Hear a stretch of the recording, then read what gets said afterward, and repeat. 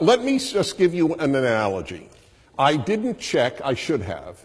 In the 1930s, was there a debate at this auspicious place?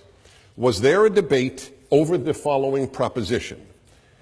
That Nazi Germany, that Great Britain is a greater threat to peace than Nazi Germany, or Nazi Germany is a greater threat to peace than Great Britain. Was there a debate in the 1930s? That is a perfect analogy to what we are debating tonight. Nazi Germany is to Israel what Nazi Germany was to Britain, what Hamas is to Israel. Whether you agree with Israeli policies or not, and I don't agree with all Israeli policies, it is irrelevant. The question is that analogy fair? So let me ask you a question. I'll take you in a moment. Actually, in 2 moments. But let me begin. Who is the greater threat to peace? Let's forget Israel, okay? Who is the greater threat to peace in Syria? ISIS or Israel? Who is the greater threat to peace in Lebanon? Hezbollah or Israel? Who is the greater threat to peace in Egypt? The Muslim Brotherhood or Israel? Do you understand?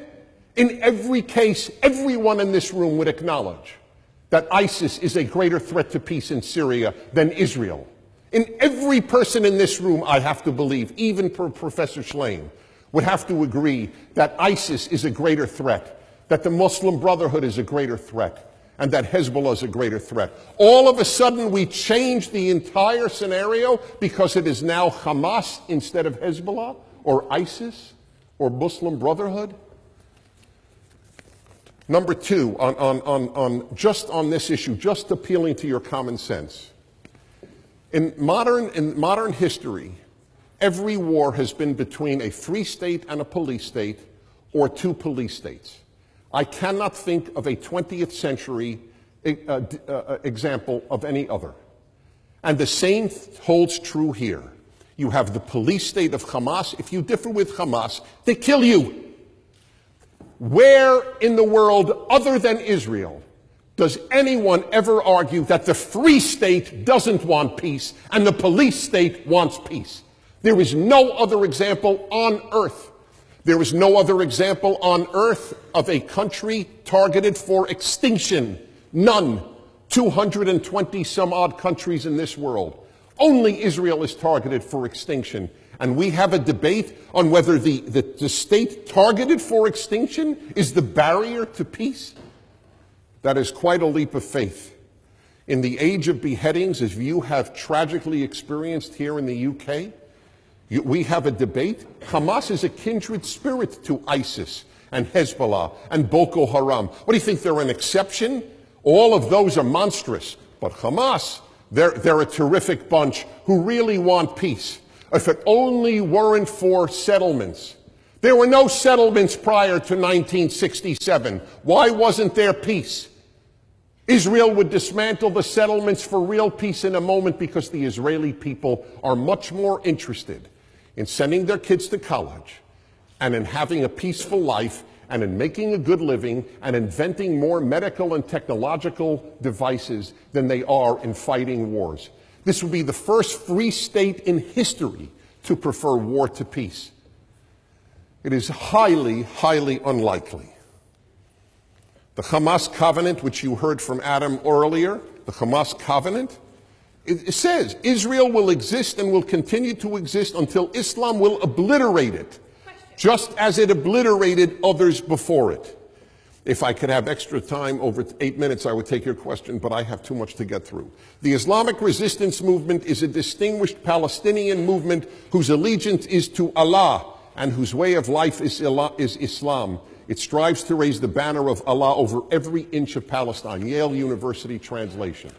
I'm sure they didn't use inch in the original. On that exact point. So that is what Hamas is devoted to. Now, yes, I can. Oh, then please. So all of the organizations that you're citing as a threat to peace just happen to be Arab and or Muslim. Could you explain to me why you think that might be the case, that you only view these organizations as threats to peace? I don't. Okay. You obviously, those of you who applauded perceived the profundity of the question that I didn't. I don't quite understand. They are all a threat to peace. That is correct. Why did I only pick on Arab Muslim? I said Boko Haram. That is not Arab. Arab and or Muslim. Yes, Arab and or Muslim. That is correct. The only beheading groups in the world today, to the best of my knowledge, are Arab or Muslim. Why do you think that is, in your estimation? Why do I think that is? Sad to say, it was answered by Arab intellectuals at the United Nations, because the Arab world is a benighted place at this time. The status of women is particularly low.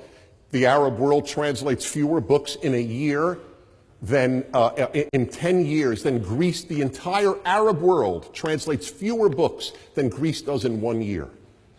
There is no interest in the foreign world. It is a benighted world, the Arab world. It is a tragedy. This is not anti-Arab. If you love Arabs, you have to understand how low the moral level of the Arab world at this point is. And that has nothing to do with individual Arabs who may be saintly. But that is the dominant moral state. You are taught that you cannot judge civilizations as if Britain and Mali are on the same moral level. That is to give up on hope for humanity, to claim that there is no civilization that has produced something better than something else. So that is the tragic reason. They're not beheading people in Western civilization. They are in the Arab and Muslim worlds, and not the entire Muslim world. Now, why then? My second part is to answer the question, why is something so obvious, that Israel wants peace and that Hamas wants to destroy Israel? Why is that debated at one of the most illustrious academic institutions on earth, Oxford? I have two answers. One is, there has been a broken moral compass in the intellectual world in the West for the last perhaps 80 or 100 years. I will give you an example. I studied at Columbia University at the School of International Affairs. I was taught by brilliant, and they were brilliant, professors that the United States and the Soviet Union were moral equivalents. It was capitalism versus communism. Two economic theories, that's all. Neither was better than the other. You may not recall, because you weren't born, many of you, but Ronald Reagan, the President of the United States, called the Soviet Union at one point an evil empire. He was lambasted. He was declared by Columbia and Harvard and Yale and Princeton and the New York Times a fool for having the temerity to make a moral statement about the Soviet Union, a place that had created the Gulag Archipelago and killed 40 million of its own people, not to mention a genocide in Ukraine. That is what I tell you, students, that's what has taken over in Western universities, a broken moral compass that truly calls evil good and good evil. I went through this, and I'm afraid many of you are going through this. This evening is one such example.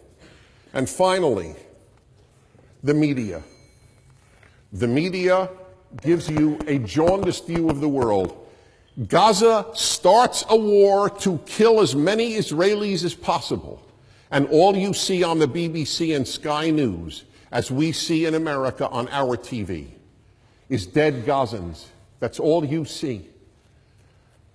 I shudder to think if in World War II the same media covered World War II, you would have seen far more dead German civilians than dead British civilians. But it takes a very, very frail moral mind to believe that you determine right and wrong by the number of dead.